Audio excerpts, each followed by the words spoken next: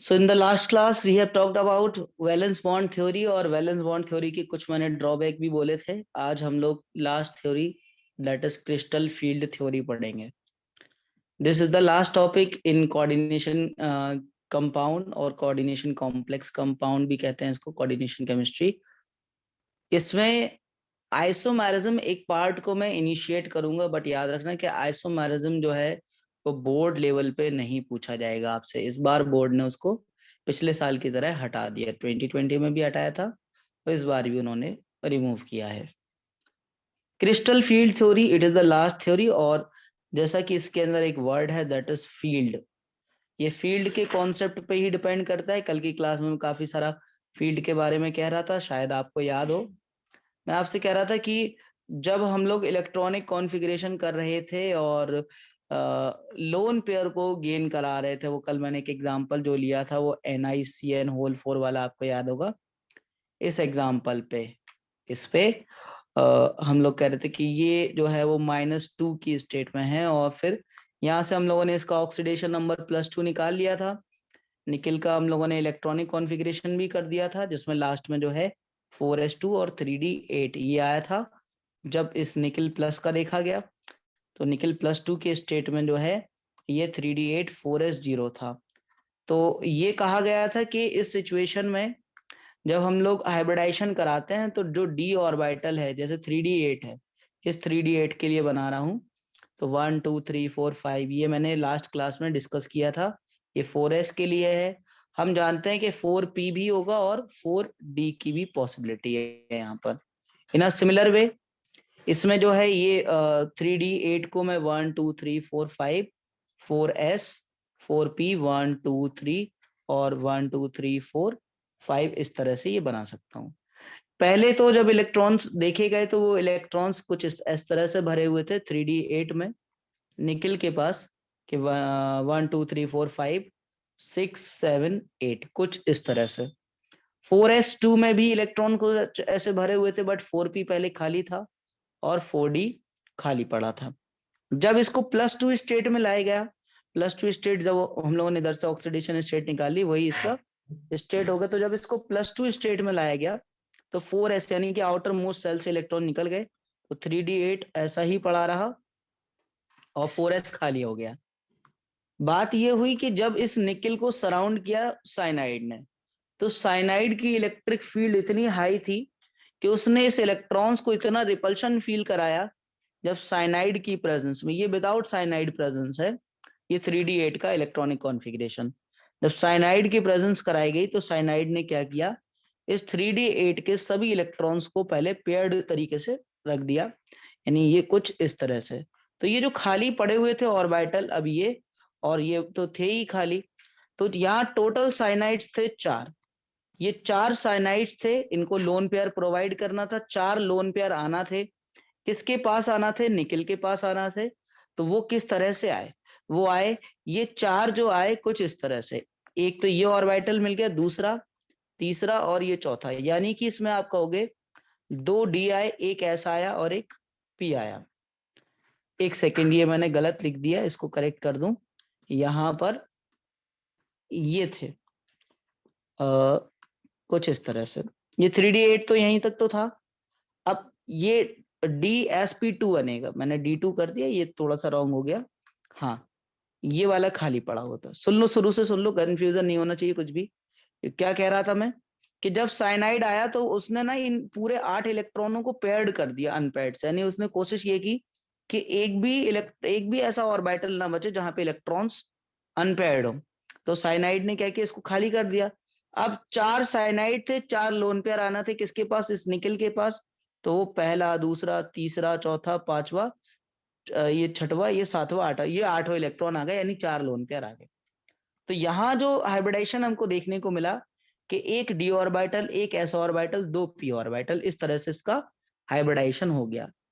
But क्या याद रखना है हमको, कि इन दिस सिचुएशन, जैसे कि इलेक्ट्रॉनिक कॉन्फ़िगरेशन DsP2 आया, but there might be a possibility कि यहाँ पर एक वीक फील्ड लिगेंड भी हो सकता था। जैसे मैं कोई इस तरह का लिखूं कि भाई निकिल था और यहाँ पे ना H2O लिख दूं, H2O भी मोनोडेंटेंट है बट वीक फील्ड लिगेंड वाला, तो H और इस पे ना -2 लिखा हुआ है। जब इसको आपने चेक किया कि इट वाज +2, ये +2 आया। तो सेम तरीके से आपने लिखा कि निकेल 28 +2 का इलेक्ट्रॉनिक कॉन्फ़िगरेशन जब हम लोग करेंगे, इलेक्ट्रॉनिक कॉन्फ़िगरेशन जब आप करोगे तो 3d8, तो ये 1 2 3 4 5 6 7 8 ऐसे भर गए होंगे ये। और H2O की प्रेजेंस में भी इसके साथ कुछ फील्ड इसकी इतनी नहीं थी, तो ये ऐसे ही रहे होंगे। तो फिर अब क्योंकि यहाँ पर H2O मैं 4 दिखा रहा हूँ, तो जब 4 H2O को अपने लोन पेयर प्रोवाइड करना है, तो वो कैसे लोन पेयर प्रोवाइड करेगा? वो 1 2 3 4 ये यानी कि S और ये, मैंने 1 सेकंड मैंने D भी यूज कर लिया, एक S और 3 P, यानी यहाँ हाइब्रिडाइजेशन जो है वो sp3 होगा। तो ये मैं last class valence bond theory के लिए हिंट दे रहा था कि क्योंकि वहां ना ऐसा कोई ट्रिक नहीं लिखी होगी डायरेक्टली, उसमें तो लिखा होगा कि इसका हाइब्रिडाइजेशन जो है वो dsp2 होता है या इसका sp3 होता है। तो हमको क्या याद रखना है कि वहां पर जो भी लिगेंड्स अवेलेबल हैं, उस लिगेंड्स के बेसिस पे आपको याद रखना है कि वो स्ट्रॉन्ग फील्ड वाले हैं, वीक फील्ड वाले। इसीलिए मैंने पहले स्पेक्ट्रोकेमिकल सीरीज यानी कि स्ट्रॉन्ग और वीक लिगेंड्स की लिस्ट बनवा दी, और ताकि उस हालांकि 2020 नीट का पेपर में ये सीरीज डायरेक्टली पूछी जा चुकी है। 4 मॉलिक्यूल्स थे, उनको केवल ऑर्डर में अरेंज करना था और कुछ नहीं था। मतलब बहुत ही बकवास लेवल का क्वेश्चन था। बट आपको स्पेक्ट्रोकेमिकल सीरीज अगर याद ही नहीं है, मतलब जैसे कि आप बच्चों ने याद नहीं की, और ये अभी के लेटेस्ट पेपर में आया हुआ है जिसमें से वो 720 में से 720 जो लेके आया था एक बच्चा, तो बहुत सिंपल पेपर भी बहुत सिंपल लेवल का था कि आप देखते साथ टिक कर दो उन क्वेश्चन पे। मतलब E=mc², इस फॉर्मूले के ऊपर केमिस्ट्री में क्वेश्चन पूछा गया। इतना लेवल डाउन था 2020 के पेपर का। बट बच्चा बस यही बोल रहा था कि नीट का पेपर टफ आ गया, मेरे नंबर नहीं आ रहे हैं, और ऐसे छोटी छोटी चीजें उसको याद नहीं होती। स्पेक्ट्रोकेमिकल सीरीज कल ही मैंने याद मतलब दी है आपको। अब या तो आप लोग उसका ऑर्डर याद कर लो, क्योंकि उसमें स्पेक्ट्रोकेमिकल सीरीज में ऑर्डर डायरेक्टली 4 मॉलिक्यूल दे देगा, पूछ लेगा कौन ज्यादा स्ट्रॉन्ग है, ऑर्डर लिख दो स्ट्रॉन्ग का या वीक का। तो बहुत सिंपल क्वेश्चन बनते हैं, बट यही है कि आपको छोटी छोटी बातें याद भी रखना है, खाली सुन के छोड़ नहीं देना है कि हाँ कोई एक सीरीज होती है, तो वो सीरीज हम लोग याद भी रखेंगे। चलो, तो हम लोग अब क्रिस्टल फील्ड थ्योरी की बात करने जा रहे हैं।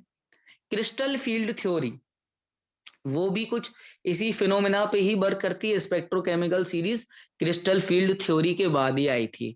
वैलेंस बॉन्ड थ्योरी के लिए मैंने जो हाइब्रिडाइजेशन का कॉन्सेप्ट दिया है, इट इज माइन कॉन्सेप्ट, ऐसा कहीं कुछ भी लिखा हुआ नहीं है किसी भी बुक के अंदर कि हाइब्रिडाइजेशन कैसे वो sp3 हो रहा है, कैसे वो dsp2 हो रहा है, क्योंकि ये बात तो लाइनस पोलिंग को भी उस टाइम समझ नहीं आई थी।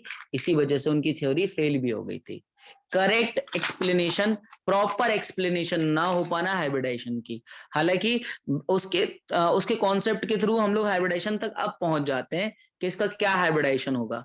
बट इसी की वजह से क्रिस्टल फील्ड थ्योरी का इंट्रोडक्शन हुआ, और क्रिस्टल फील्ड थ्योरी में ही हमको पता पड़ा कि ये जब ऐसे मॉलिक्यूल्स आते हैं तो वो अपनी फील्ड प्रोवाइड करते हैं, जिसके वजह से ये जो हमारे पास डी ऑर्बिटल है या जो भी ऑर्बिटल है, ये ऑर्बिटल डी जनरेशन यानी कि इनका जो है एक तरीके से आप कह लो नया जन्म हो रहा है, डी जनरेशन में जा रहे हैं। और ये जब स्प्लिट होते हैं, जो डी ऑर्बिटल स्प्लिट होते हैं, तो उन स्प्लिट होने की वजह से नए तरह के ऑर्बिटल्स का फॉर्मेशन होता है और उनकी एनर्जीज अलग अलग हो सकती हैं। तो यहां हम लोग जो पढ़ेंगे क्रिस्टल फील्ड थ्योरी में, CFT के नाम से फेमस है crystal field theory. Crystal field theory के बारे में अगर मैं कुछ थ्योरी एक बोलूं, केवल आपको एक मैंने एक छोटा सा नोट बनाया हुआ था, मैं अगर वो बोलूं कि क्रिस्टल फील्ड थ्योरी जो है ये originally proposed for explaining the optical properties of crystalline solid। किसके लिए आया था ये? हमारे पास जब CFT आया था, ये क्रिस्टलाइन सॉलिड के पास ऑप्टिकल प्रॉपर्टी को एक्सप्लेन करने के लिए आया था। बट आफ्टर सम टाइम इसको हम लोगों ने कहाँ लगा दिया? कोऑर्डिनेशन केमिस्ट्री के अंदर, कोऑर्डिनेशन कंपाउंड्स के अंदर। 1950 के टाइम की बात है ये, तब इसको अप्लाई किया गया। पहले ये आ तो गई थी बट इसको यूज नहीं किया गया। और इसमें ना हम लोगों ने ये अज्यूम किया कि जो लिगेंड्स होते हैं वो पॉइंट चार्ज की तरह होते हैं, और जब वो इंटरेक्ट करते हैं किसी मेटल से तो वहां पर मेटल के जो इलेक्ट्रॉन्स होते हैं उनकी वजह से एक इलेक्ट्रोस्टैटिक नेचर होने की वजह से, इलेक्ट्रोस्टैटिक आप समझ गए ये वर्ड यूज हुआ है, मतलब अट्रैक्शन और रिपल्शन का खेल वहां शुरू हो गया होगा। ये माइक्रोस्कोपिक लेवल पे चल रहा है क्या, कि अगर आप लिगेंड्स को ही क्या मान लो पॉइंट चार्ज की तरह, मेटल के पास जो इलेक्ट्रॉन्स प्रेजेंट हैं या जो प्रोटॉन्स प्रेजेंट हैं, उनसे वहां पर फोर्स ऑफ अट्रैक्शन और रिपल्शन जब शुरू होगा तो उस मेटल के, क्योंकि हमें पता है कि डी ब्लॉक के एलिमेंट्स ही कोऑर्डिनेशन कंपाउंड या कॉम्प्लेक्स कंपाउंड बना रहे हैं, तो उस मेटल के पास प्रेजेंट डी ऑर्बिटल्स जो हैं वो डी जनरेशन में, यानी कि स्प्लिट होकर के नए तरह के ऑर्बिटल्स फॉर्म कर लेते हैं। ये क्रिस्टल फील्ड थ्योरी का कॉन्सेप्ट है। आपको याद होगा एक आपने मॉलिक्यूलर ऑर्बिटल थ्योरी पढ़ी होगी, molecular orbital theory chemical bonding में आई थी। उसमें आपको याद हो कि उसमें कहा गया था कि जब कोई दो ऑर्बिटल्स आपस में इंटरेक्ट करते हैं तो वो ऑर्बिटल्स डीजनरेट भी होते हैं और एक दूसरे को वो लॉस भी करते, मतलब एक दूसरे को डिस्ट्रॉय भी करते हैं। तो वो इसी तरह का कॉन्सेप्ट यहाँ पर भी है सीएफटी में, कि जब यहाँ, क्योंकि यहाँ पर डिस्ट्रॉय वाला कॉन्सेप्ट नहीं है, यहाँ पर ये कॉन्सेप्ट है कि जब कोई डी ऑर्बिटल के पास ये जो लिगेंड्स आते हैं जो कि एक पॉइंट चार्ज की तरह वर्क कर रहे हैं, आप इस एक छोटा सा स्फेरिकल पॉइंट चार्ज मान के चलो, तो वो मेटल के पास प्रेजेंट इलेक्ट्रॉन्स प्रोटॉन्स के साथ एक इलेक्ट्रोस्टैटिक कॉम्बिनेशन में जाते हैं, जिसकी वजह से उसका डी ऑर्बिटल जो है ब्रेक हो जाता है, और वो डी ऑर्बिटल जो है वो दो तरह के नए ऑर्बिटल्स को फॉर्म करता है। तो इतनी पूरी कहानी ना बता करके जो मैंने जनरेशन वाली कहानी बताई है आपको, वो आप खुद ही अप्लाई कर सकते हो, खुद ही लिख सकते हो। मैं यहाँ सीधे ये लिखूंगा कि कितने तरह के ऑर्बिटल्स का फॉर्मेशन होता है। एक कहा गया कि नॉन एक्सियल होंगे, नॉन एक्सियल यानी आपको याद है, आपको डी ऑर्बिटल अगर याद हो तो डी ऑर्बिटल की बात कर रहे हैं, इसमें डी जनरेशन हो रहा है। डी जनरेशन मतलब नए तरीके से ये डी जनरेट बन रहे हैं। बनने का मतलब क्या है, ये ब्रेक होते हैं और ब्रेक होकर के दो अलग अलग पार्ट में टूट जाते हैं। तो डी जनरेशन जो इसका हो रहा है, डी जनरेशन, उसमें मैं आपको एक छोटी सी बात बताता हूँ कि जो डी ऑर्बिटल मतलब पूरा जो डी ऑर्बिटल है उसके ना 5 पार्ट होते हैं। एक पार्ट को हम लोग बोलते हैं डी एक्स वाई, एक को बोलते हैं डी वाई जेड, एक को बोलते हैं डी जेड एक्स, एक को बोलते हैं D x square minus Y square, और एक को बोलते हैं डी जेड स्क्वायर। इसमें जो पहला डी एक्स वाई ऑर्बिटल है वो कैसा है कि जहां पर एक्स और वाई एक्सिस के बिटवीन, ये एक्स और वाई एक्सिस के बिटवीन कुछ इस तरह से, ये एक्स एक्सिस हो गई, ये वाई एक्सिस हो गई।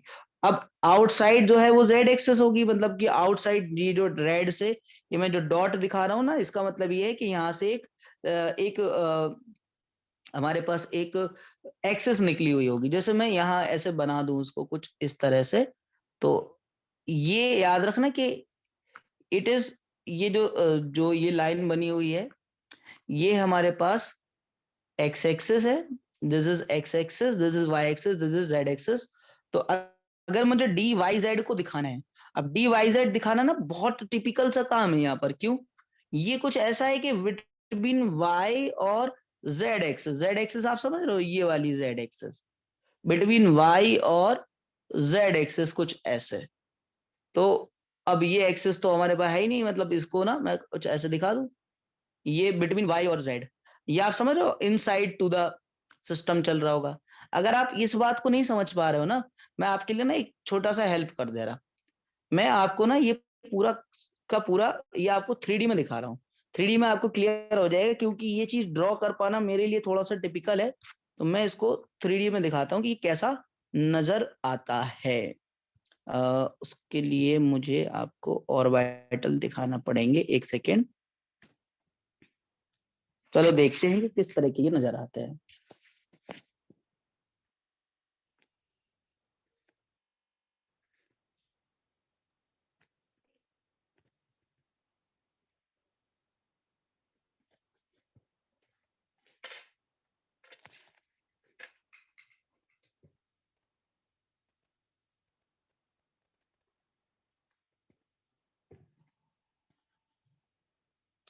देखो ये कुछ इस तरह से दिखाई देता है। डी के 5 पार्ट होते हैं, D X Y, D Y Z, D X Z, D x square minus Y square और D Z square. Focus on it. ये 5 तरह के होते हैं। जैसा पहला आपको दिखाई दे रहा है, यहाँ देखो ये ब्लू कलर की जो आपको एक्सिस दिखाई दे रही है, it is a Z axis, red वाली एक्स एक्सिस है और ग्रीन वाली वाई एक्सिस है।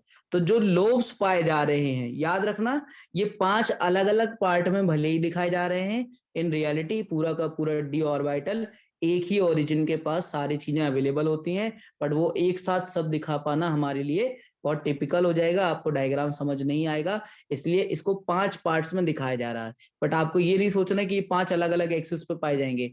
सेंटर सबका एक ही होता है, ओरिजिन सबका एक ही होता है, एक्सिस सबकी सेम ही होती है, बट कौन कहाँ पाए जा रहे हैं, किसमें लोब्स, उस तरह से ये 5 कैटेगरी में बटा हुआ है। ये हमारे पास पहला जो है वो डी एक्स वाई है, यानी लोब्स, ये जो आपको दिखाई दे रहा है ना, दिस इज कॉल्ड लोब्स। तो इन लोब्स के पास पाया गया, मतलब ये जो लोब्स आपको दिखाई दे रहे हैं, ये लोब्स, तो ये लोब्स जो है ये बिटवीन द एक्सिस हैं, एक्स और वाई एक्सिस में। मैं थोड़ा सा रोटेट करके इसलिए दिखा रहा हूँ ताकि आपको ना ये क्लियर हो जाए कि भाई जेड एक्सिस के बिटवीन कुछ नहीं है, केवल और केवल जो लोब्स प्रेजेंट है वो एक्स और वाई में है। पहला हो गया डी एक्स वाई। दूसरा जो शेप है वो कुछ ऐसा है जिसमें डी वाई जेड है। डी वाई जेड आप समझ गए। अब देखो, हमें पता है कि Z axis outward to the plane है, अगर मैं इसको ना सामने से घुमा के दिखाऊं ना कुछ ऐसे, तो एक्स एक्सिस आ गई बाहर, तो y और z अपने प्लेन में आ गई। इस चीज को हम लोग ड्रॉ कर सकते हैं कि एक प्लेन पे ना अपन y और z एक्सिस दिखा दें और उसमें ये लेट कर ले कि x एक्सिस जो है वो आउटवर्ड टू द प्लेन है, क्योंकि मैंने पूरे एक्सिस सिस्टम को, जो कि कुछ ऐसा था, ये कुछ ऐसे शेप में था, मैंने इसको ऐसे सामने से आपको दिखाया कि x एक्सिस आ गई आपके बाहर, स्क्रीन के बाहर को निकल रही है x एक्सिस, और z और y जो है उनके बिटवीन में ऑर्बिटल्स हैं, ये कुछ ऐसे। नेक्स्ट हम दिखाओ दिखाओ अगर मैं नेक्स्ट डी एक्स जेड, अब देखो एक्स और जेड के बीच में है, अब क्योंकि ये दिख नहीं रहा होगा, अगर मैं इसको ऐसे दिखाऊं कुछ ऐसे घुमा करके, तो देखो जेड और एक्स एक्सिस के, ये आप ऊपर से देख रहे हो उसको कि बिटवीन जेड और एक्स एक्सिस के बीच में। अगर इसको ड्रॉ करना, तो ड्रॉ करने के लिए हम लोग क्या करते हैं, हम लोग इसमें ये वाला जो सामने से नजर आ रहा है ना, जेड और एक्स एक्सिस को बना लेते हैं और वाई एक्सिस को आउटवर्ड टू द स्क्रीन दिखा देते हैं, और मान लेते हैं कि जेड एक्सिस जो है वो वाई के प्लेस पे है और एक्स एक्सिस तो अपनी ही जगह पर है, और ऐसे हम लोग 2D में ऐसे दिखा देते हैं अपने जो नोट्स में हम लिखेंगे इस चीज को। तो बिटवीन द एक्सिस है।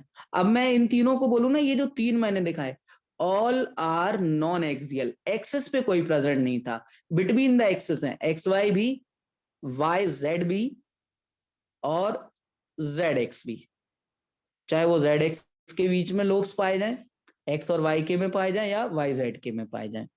Next one is D x square minus Y square. D x square minus Y square जो है यहाँ याद रखें कि D x square minus Y square में ऑन द एक्सिस है, कौन कौन सी एक्सिस पे है, एक्स और वाई एक्सिस पे। अब ये 3D से आपको डायरेक्टली समझ में आ रहा होगा, एक्स एक्सिस पर लोब्स प्रेजेंट है और वाई एक्सिस पे। और एक और हमारे पास है, that is D Z square. Z axis पे ना कुछ इस तरह से 2 लोब्स प्रेजेंट है और एक रिंग है जो कि एक्स और वाई एक्सिस पे चल रही है पूरी रिंग। इस रिंग को ना बेबी सूथर रिंग इस नाम से बुलाया जाता है। तो इन रियलिटी कुछ ऐसा था, जो अब आप शायद आपको समझ आ गया होगा कि किस तरह का ये सिस्टम था। अब इसमें हमको ये समझ में आ गया कि जो डी ऑर्बिटल्स होते हैं, वो डी ऑर्बिटल्स कितने तरह के थे, 5 तरह के। कौन कौन से थे, डी एक्स वाई था, डी वाई जेड था, D Z X, D x square minus Y square और D Z square.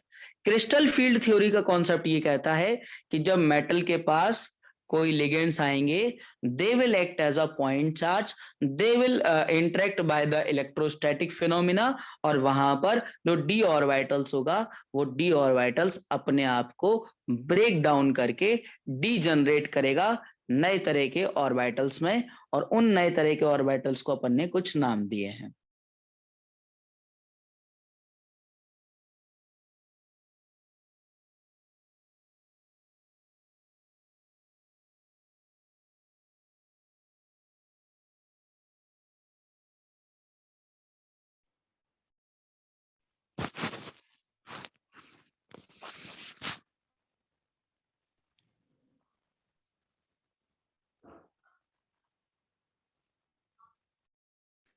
Turn off your mic Ariz.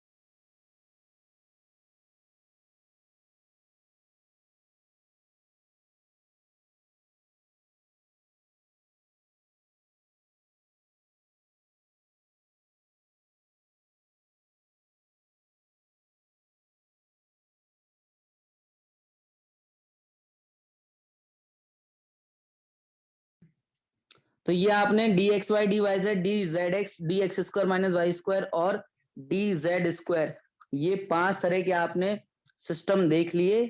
इसमें अगर मैं इसको ऐसे बनाऊं, जैसे मैं कहूं कि y और z, तो x एक्सिस बाहर आ जाएगा, y अपने प्लेस पर रहेगा, ये हो गया डी वाई जेड। इसमें ऑर्बिटल्स जो हैं वो बिटवीन द एक्सिस पाए जाते हैं कुछ इस तरह से। और एक और हमारे पास होता है, ये भी हमारे पास नॉन एक्सियल है, ये भी नॉन एक्सियल है, that is D Z x. तो x अपने प्लेस पे रहता, z इधर आ जाता, और इसमें जो है लोब्स कुछ ऐसे प्रेजेंट होते हैं, जो कि आपने देखो, मेरी ड्राइंग इतनी अच्छी नहीं है बट आपने 3D में अच्छे से देख लिया होगा कि ये 3 तरह के हमारे पास नॉन एक्सियल वाले हैं। ये नॉन एक्सियल कौन कौन से, D X Y D Y Z, it was a D X Y, ये डी वाई जेड और डी जेड एक्स, ये कुछ ऐसे।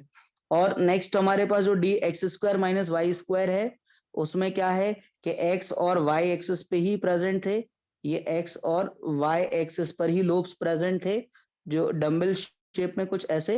ये था d x square minus Y square. और एक और था जिसमें मैं यहाँ पर कह रहा हूँ कि it is Z axis, it is X axis, तो Y axis automatically outward to the plane हो गई होगी। इसमें ये कुछ ऐसे जेड एक्सिस पे 2 लोब्स होते हैं, और एक रिंग होती है, जो कि रिंग हमारे पास प्रेजेंट होती है बिटवीन एक्स और वाई, कुछ इस तरह से ये रिंग होती है, और इस रिंग को अपन कहते हैं baby soother ring.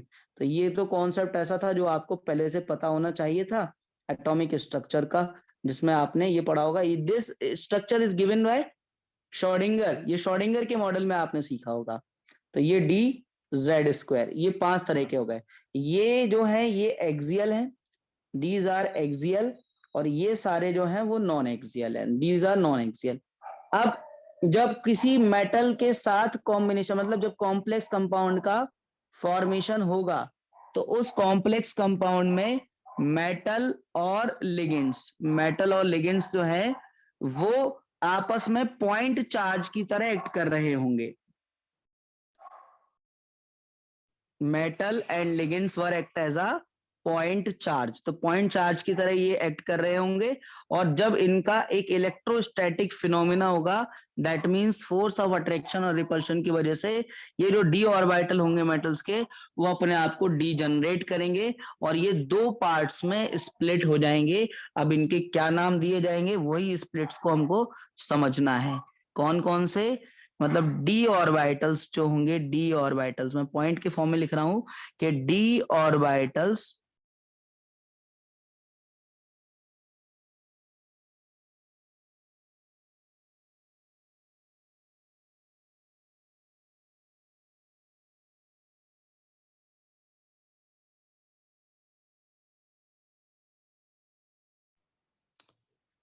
so d orbitals are divided, d orbitals are divided into 2 set of categories, 2 set of categories।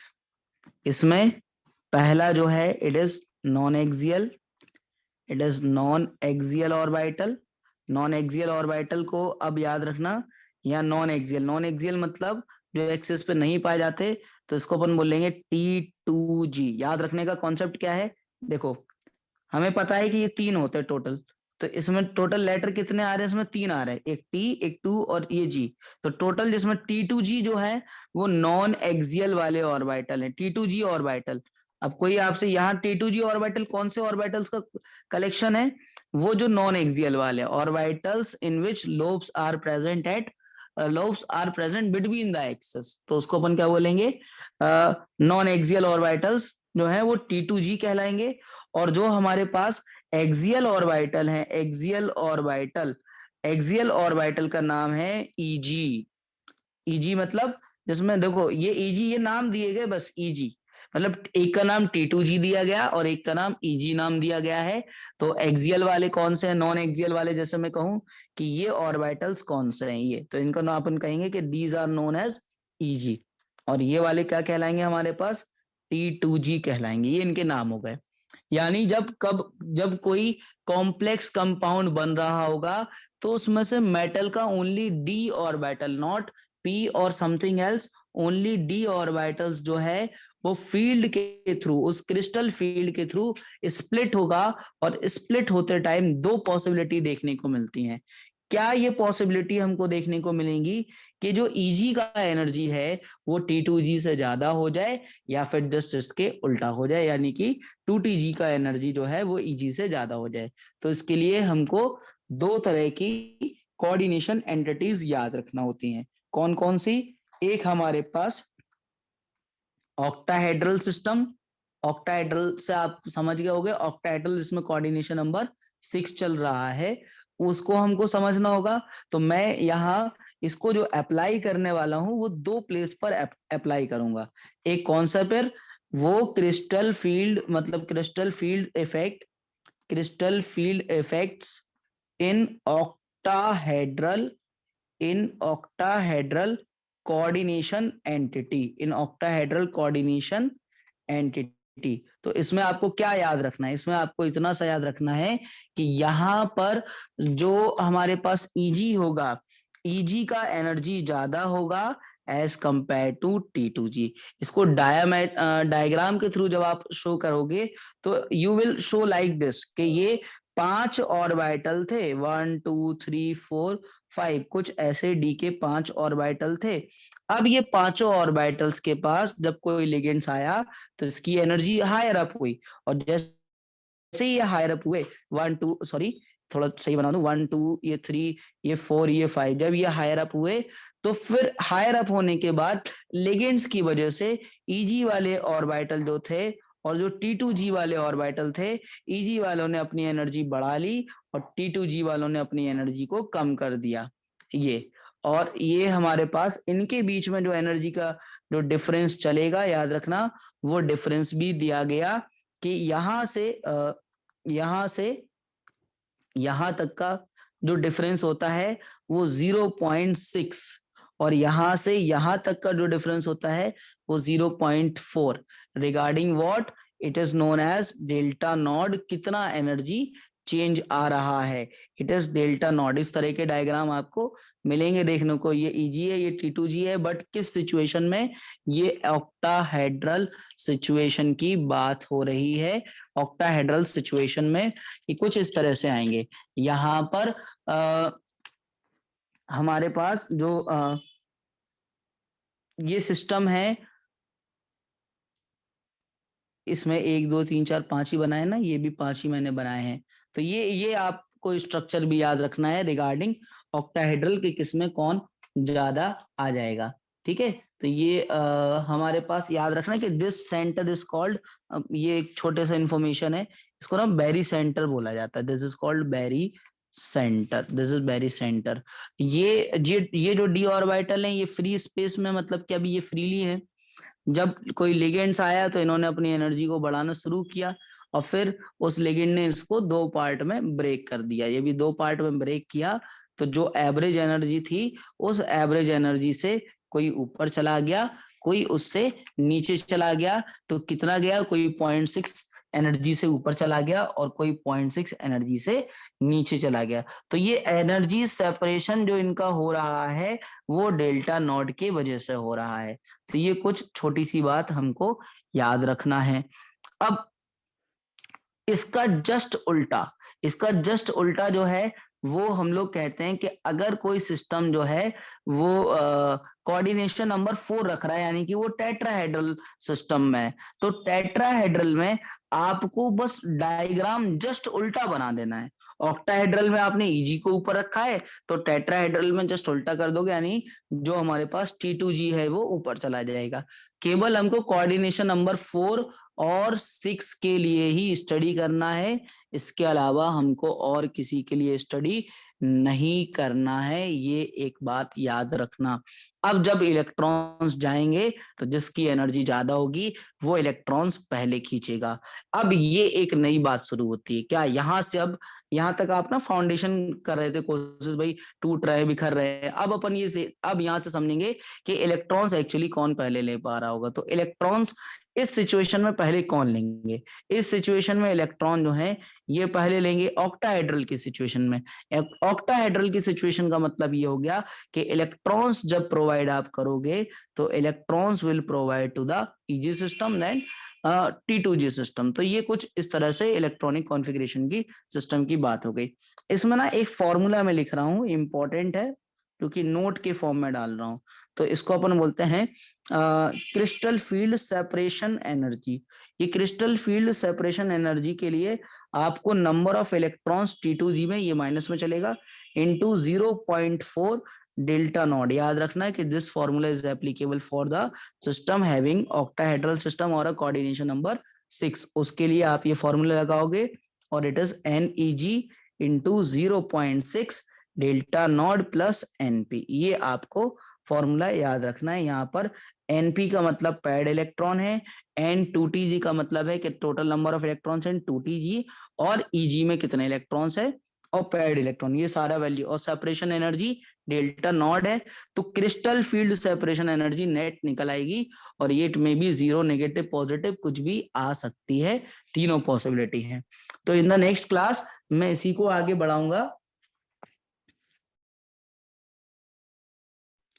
ये नोट में क्रिस्टल फील्ड सेपरेशन एनर्जी है, इसमें हम लोग फॉर्मूला जो यूज करेंगे वो T2G, यानी कि कितने नंबर ऑफ इलेक्ट्रॉन्स T2G में गए, प्लस ये बाकी 0.4 into separation energy delta not, plus N जो है, NEG जो है वो number of electrons in EG और vitals into 0.6 into separation energy, plus NP यानी कि नंबर ऑफ पेयर्ड इलेक्ट्रॉन्स कितने हैं, और उसके वजह से हम लोग चेक कर लेंगे।